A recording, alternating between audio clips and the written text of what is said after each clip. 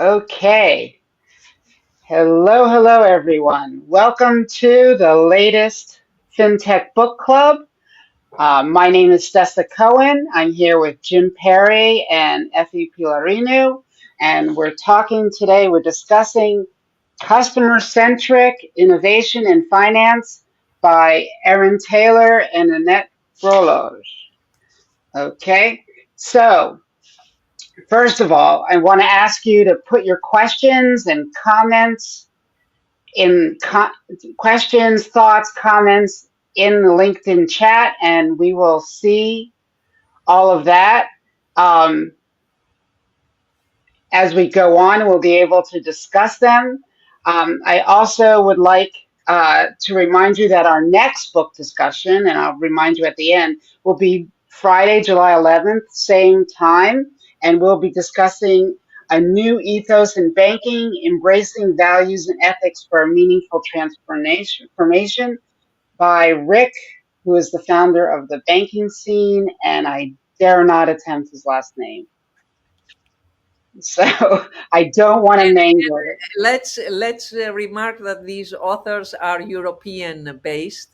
We have Yeah, two amazing ladies that the authors of the book that we will be discussing today that bring really a very fresh and different angle yeah, as they bring an anthropologist's research toolkit and a finance person's yeah, toolkit, and it's a unique combination.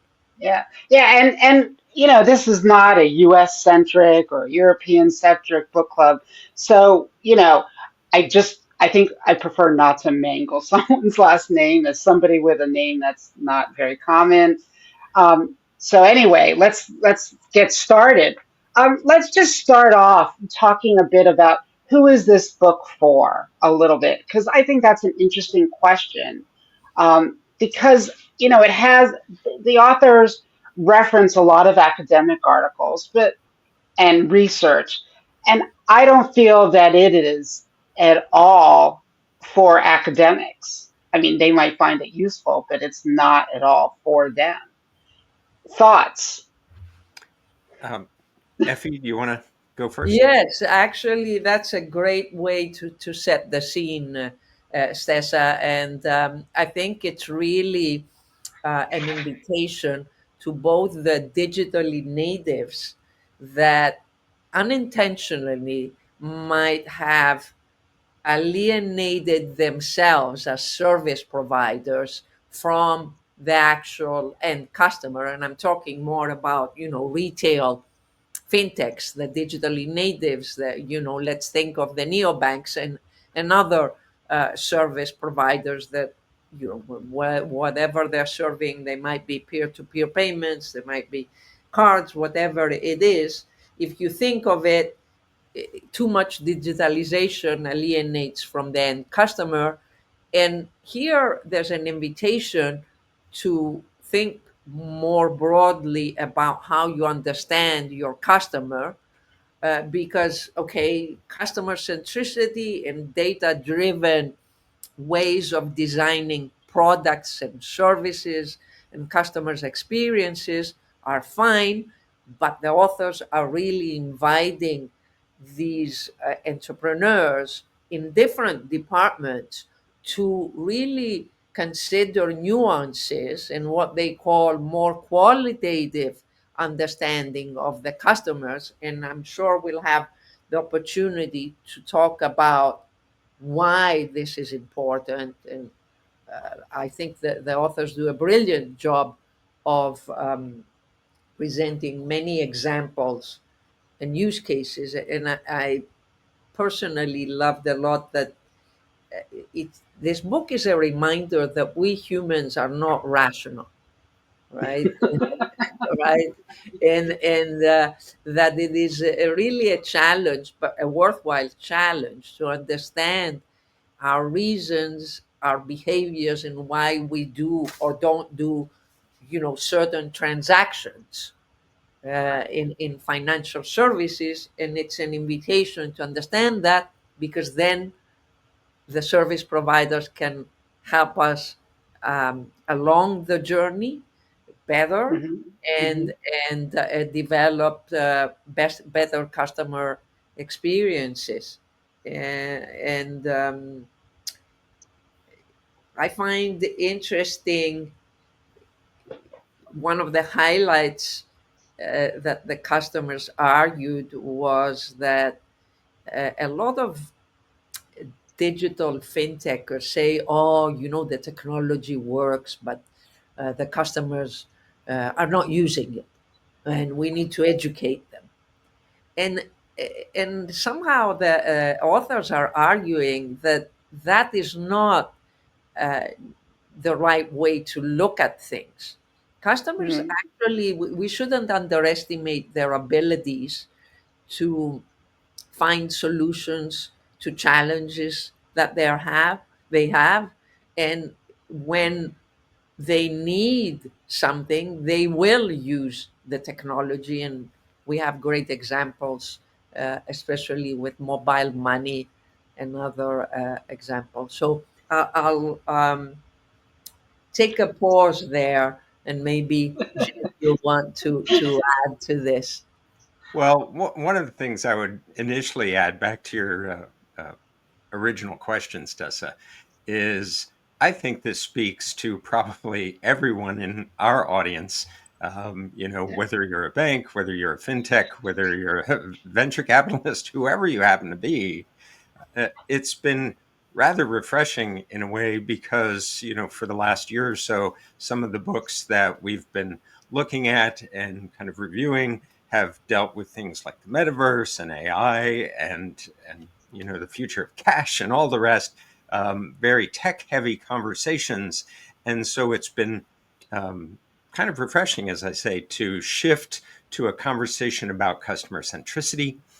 Especially, I find when I'm talking to audiences about the topic generally, is while we like to imagine ourselves as customer centric in terms of when we create a new product or a new service, or even roll out a new technology, often we're really not. Our centricity is based on our institutional mindset. And it's Right. nice to recalibrate from time to time, and remind ourselves that we need to keep aligning our strategies with customer needs, customer preferences. And so this book certainly sets up a very nice conversation for anyone in financial services to kind of pivot their own perceptions. Stessa, what did you think?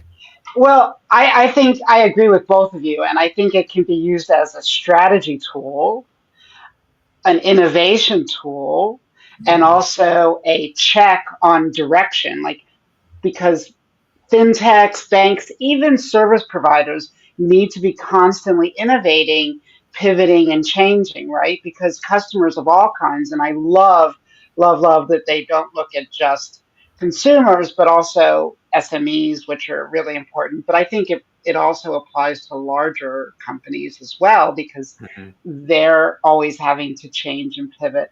That everybody along this line can use this book as a tool. Like our other books, this is actually a tool, and Mhm. they literally at the end provide a toolkit. But you brought up VCs, and I thought that's a really interesting point. And in terms of venture capitalists, when they do their due diligence with a fintech, they should be looking at how do they know what the customer wants? Right. How do they know that customers want this product? Show us how you know. Um, and I think that's something that they overlook. Well, because it's all hype, or PFM, or whatever it is, Right. blockchain or buy now, pay later. How do you know that the target customer is somebody who wants this? Mhm. And And I have to to, say, yeah, to that point, Stessa, the authors uh, make a remark that surveys where you ask people, to answer questions.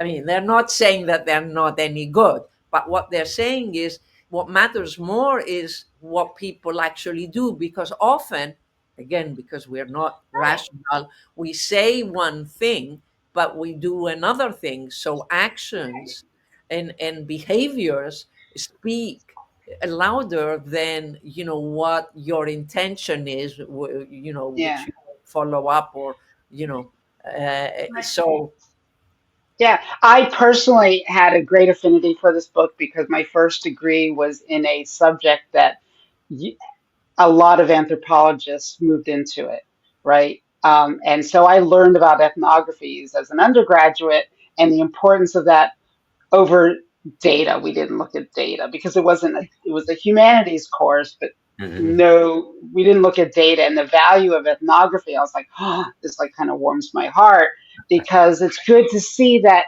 human context becoming important. And I think also um, this book is a great. It's also a great has tentacles into all the other books that we've read, Mhm. right?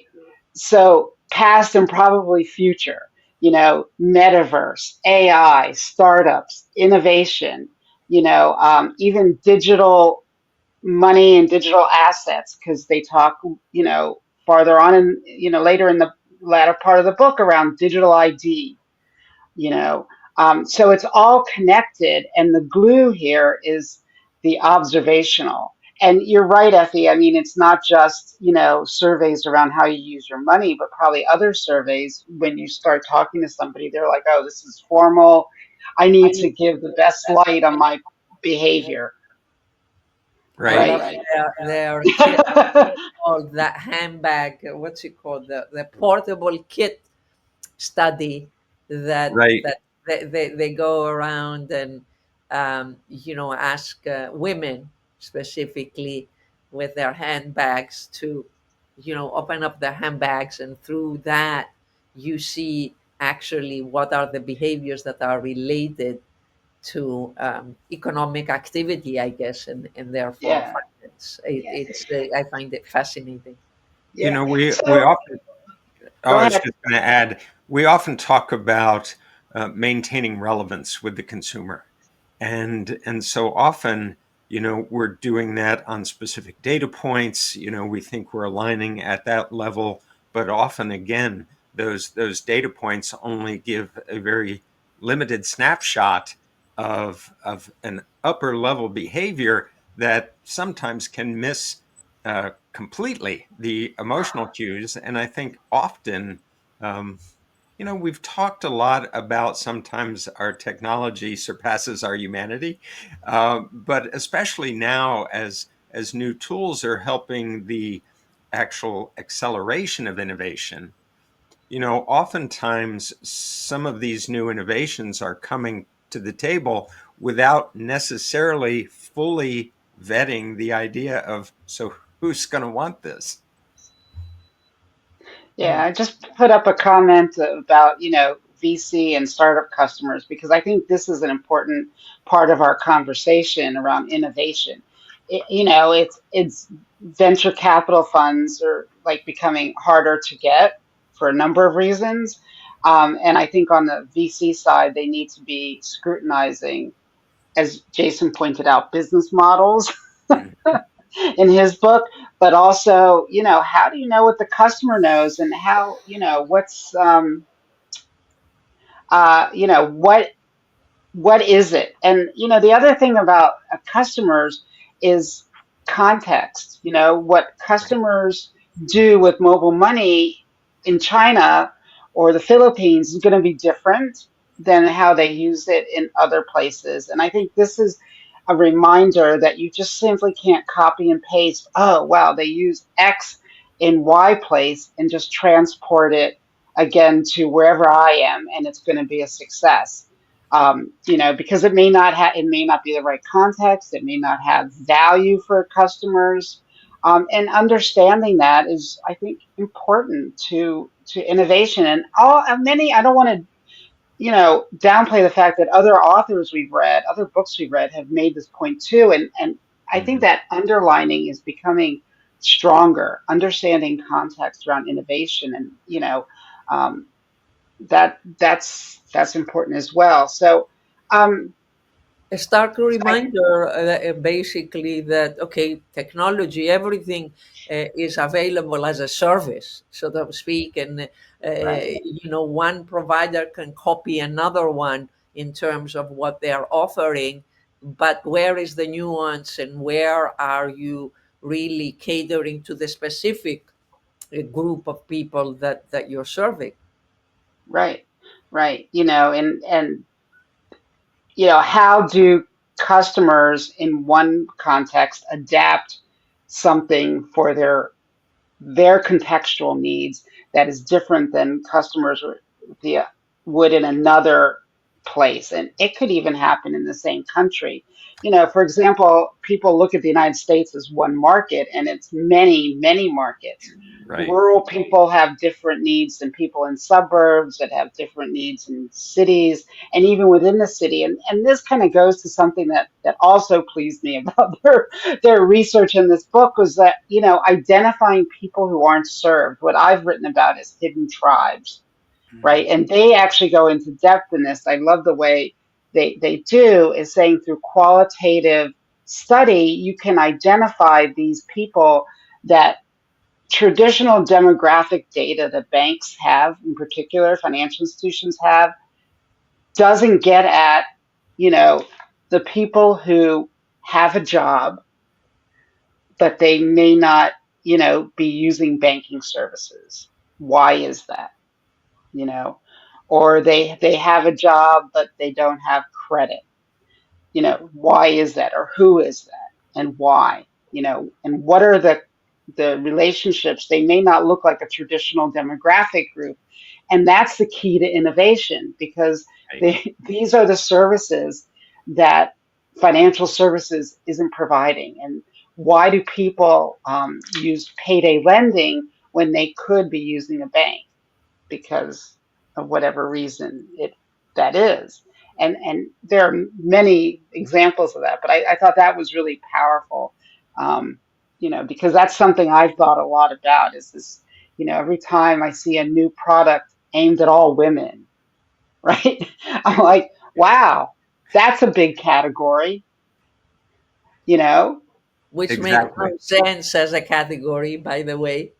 No, it doesn't. I mean, which women? Which women? And the hidden tribes concept is something I actually took from political um, theory, which identified people who actually have similar beliefs that may be in different groups or parties, but they're more similar to each other. So, you know, that concept is like, oh wow, so somebody who is in Gen Z might have some requirements that are similar to somebody who's a boomer. But unless you look below all of that, Yeah. um, Or a video gamer might have something similar with, I don't know, somebody who is a basketball player, or you know exactly, Well, exactly, and I think especially during Financial Literacy Month here in the U.S., it's important to have these conversations about the underserved and the unserved, because depending on the metrics that you use, again, we're talking about, you know, huge numbers of people from market to market that aren't being served. Even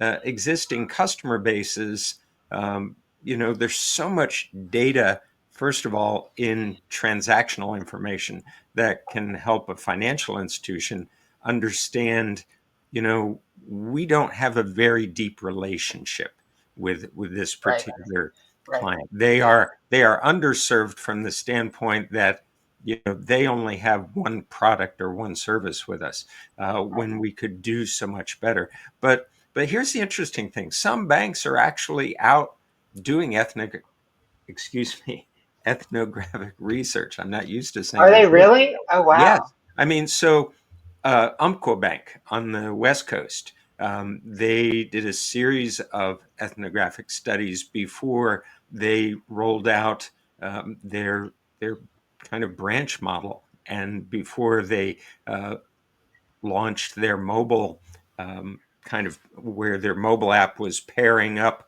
with a live banker.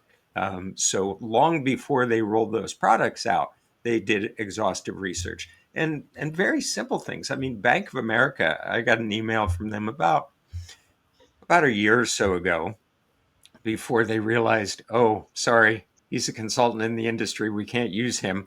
But one of the things that they actively were recruiting at the time was to see if, as a Bank of America customer, would I be willing to serve on a panel for a year's time to Oh, have wow. conversations, to have, to allow them to dig more deeply into my behaviors and all the rest. And I thought, okay, there are some of the national and regional banks here in the U.S.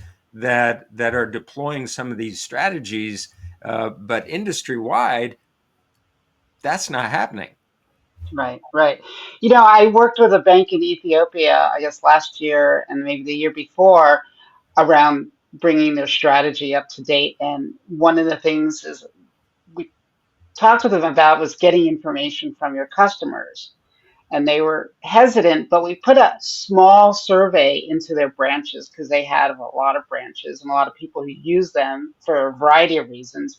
And you could immediately see what the problems were in the Mhm. branches because every customer said it the same thing and it was open-ended questions and and it becomes clear very easily. Oh, you want to transform the customer experience so that it's better, you have to fix this thing, one Right, small thing, and it could be transformative because people could get their transactions done.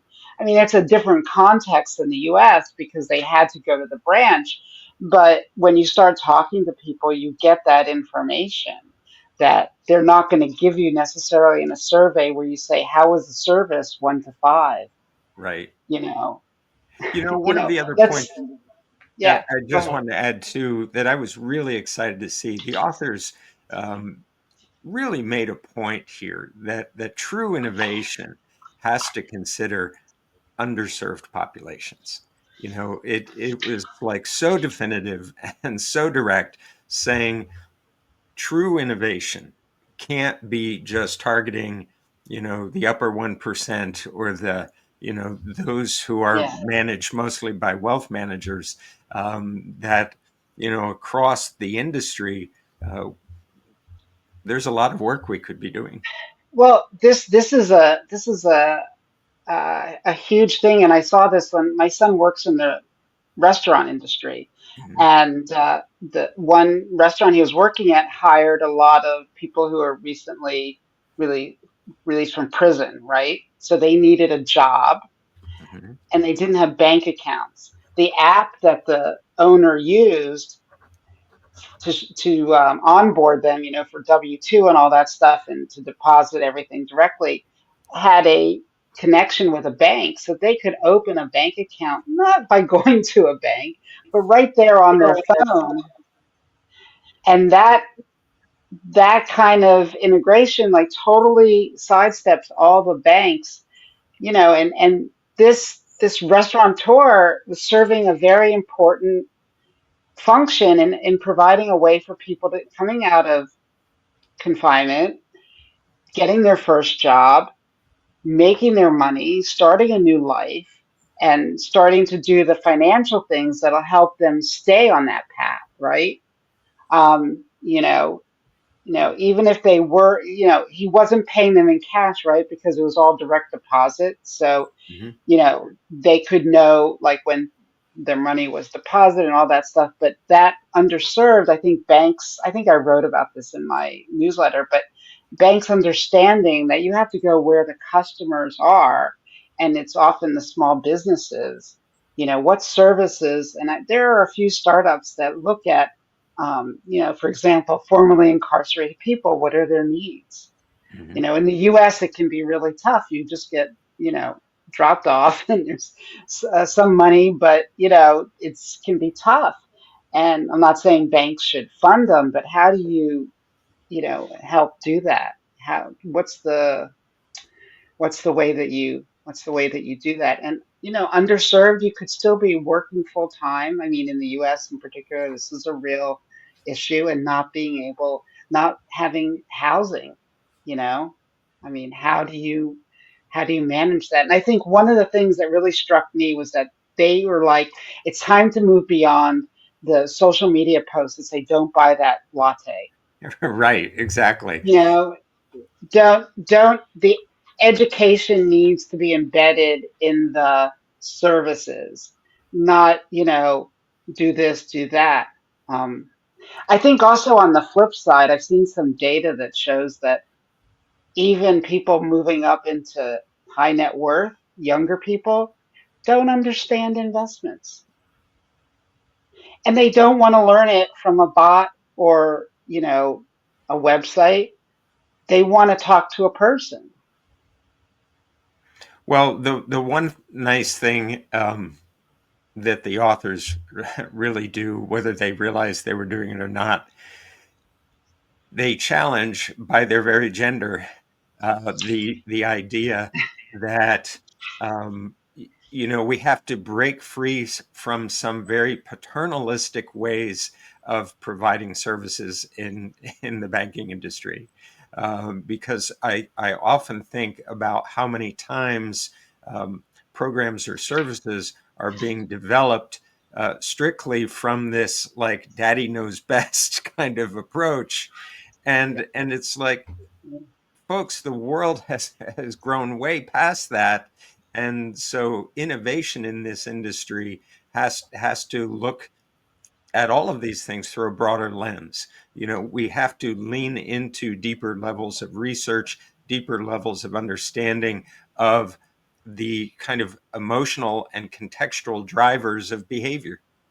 Yeah, yeah, Jim, and you bring to mind one of the studies that was done by IBM. Paolo Cironi was sharing that, and it was like a list of what banks feel are the priorities of customers and Hmm. what customers feel are their priorities. Right. You would see the disconnect. It was just, very well done, just to show how the top three priorities that banks have, thinking that those are, what the customers need. Well, Yeah, that made me think of this question. Are customer journeys irrelevant? And this is a question not only for financial institutions, but for the digital banking vendors, because they sell that to banks. Banks apparently want it, you know, because those journeys are based on what bankers or vendors together with bankers decide. Here's your life's financial journey, you know. That Um, that's a great question, Steph, because I think that, the way I tend to think of it, it's like they're still relevant, but we have to stop thinking about them as being linear. Um, whose journey? I mean, right, if you exactly.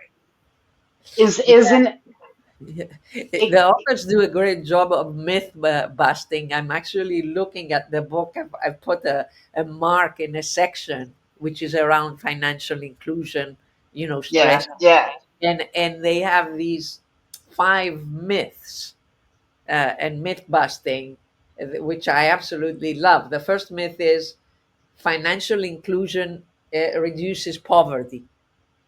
Okay. Uh, Formal financial services are inclusive, informal ones are not. Mhm. That's a myth, Totally. Yeah. right? Yeah, the first one really was something I have to admit, admitted it here on live. Yeah. I believed in that myth around financial inclusion, reducing poverty, um, but clearly it's Yeah, not. but it's not. And if you look at the statistics of financial inclusion as measured, because it's how you measure it, Hmm. by the the reduction in the number of people that don't have bank accounts globally, I'm talking, and there has been a major reduction, right, Hmm. over the past, Hmm. let's say, 5 years. But Hmm. have we reduced poverty? No. no, and that's So, because it's a much more complicated issue than what we believe, and as I mean, the question is, are banking providers focused on reducing poverty, or are they focused on offering financial products like a bank account, like a credit card, like a savings account? Is this, again, going back to the basics, are they pushing products and transactions versus trying to solve problems like get me out of poverty, help me attain my dream, whatever that is, in every phase of your life. And they're not yeah, thinking like that. And yeah, several, I mean, at least several tech providers, fintech, are reminding the industry continually that through technology, we can actually reach more of the underserved in ways that align with what they actually need, to at least give them a new tool to manage their financial lives a little bit better. yeah, And yeah, that's, I think a lot of times, you know, banks don't see an opportunity for growth by meeting the needs of the underserved, but technology actually makes it much more possible for those things to coexist. yeah. But also at the same time, they pointed out that sometimes the technical infrastructure prevents them from using certain technologies. For example, if you have weak Wi-Fi signals or you don't have Oh, strong enough right, Wi-Fi infrastructure, how can you use mobile money? Will right. people adopt it? I thought that was really, really important. I mean, one of the reasons, for example, that cloud-based core processing took off in countries in Africa, is because the weather conditions, destroys hardware, Yes. and so it makes more sense to put it in the cloud, right, than trying to keep up a data center.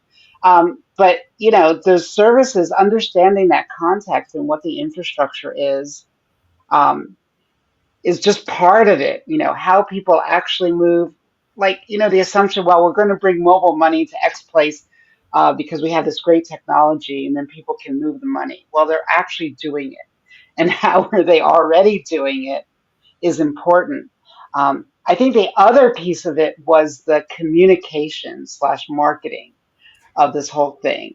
And, you see this in developed markets, and developing markets are like, we're just going to roll this out and we don't have to tell anybody about it because it's so great. They'll just use it. But how will people know?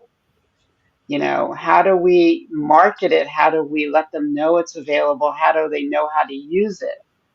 Right? And that might be different for different groups, right? Yeah. Yeah. There's a story I've told about, my mom going into a bank. She was in her 80s. I was with her, and we were doing some other transaction, and the guy at the desk started telling her how she could now not go to the teller because they were rolling out tablets that she could go up to at the branch. Mhm. And she started having a panic attack. Right. If he had looked at her product set, he would know that she didn't need this. That, that she didn't have an ATM card. She didn't use online banking or mobile banking. She went to the teller.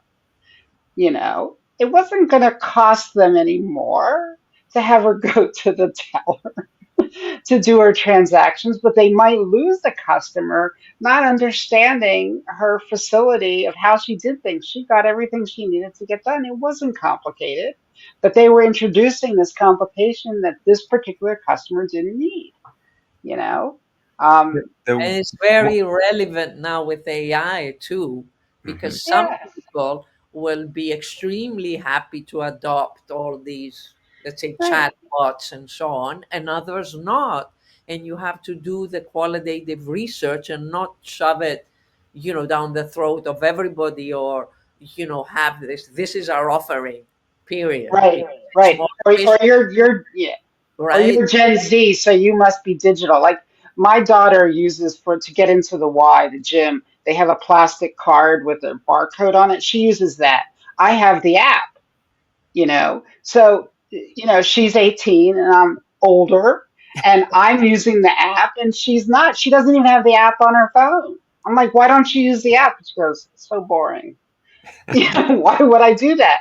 Um, so that assumption, oh, she's going to use the app, but me, I'm not going to, is like really wrong.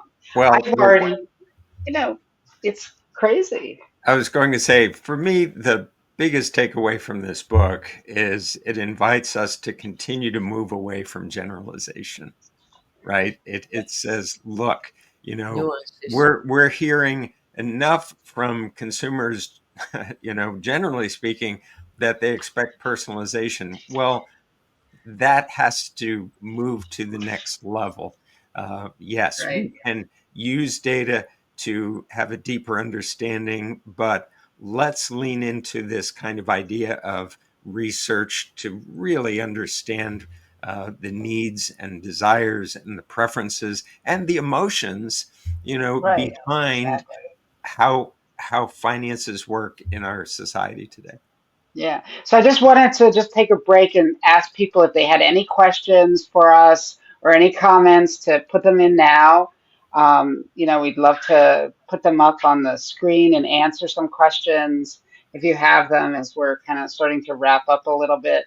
Um, Well, on this particular book discussion. But those are good points. I mean, really, if everything's about personalization, how can you not personalize by actually understanding the humans, the people, and the companies themselves? What do you really need, SME to grow or home-based business? How do you grow from a food truck to a restaurant, right?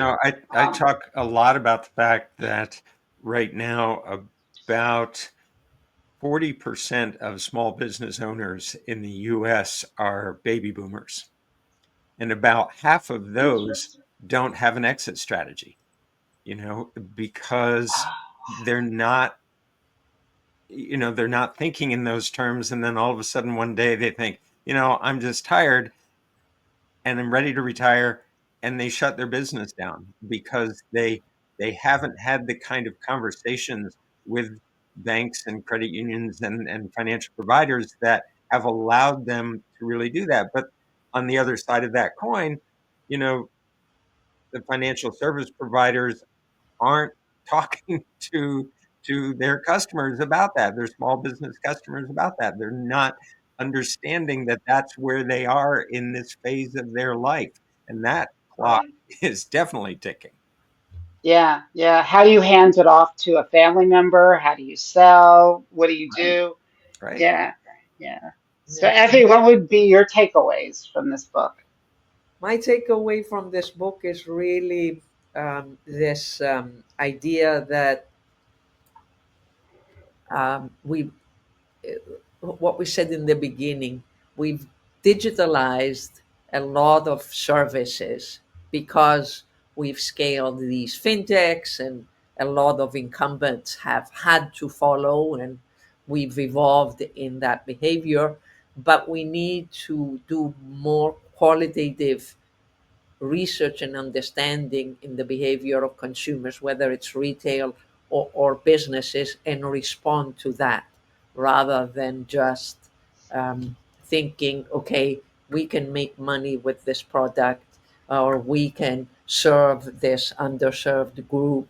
And again, make money because more volume, more transactions, we can grab that market share.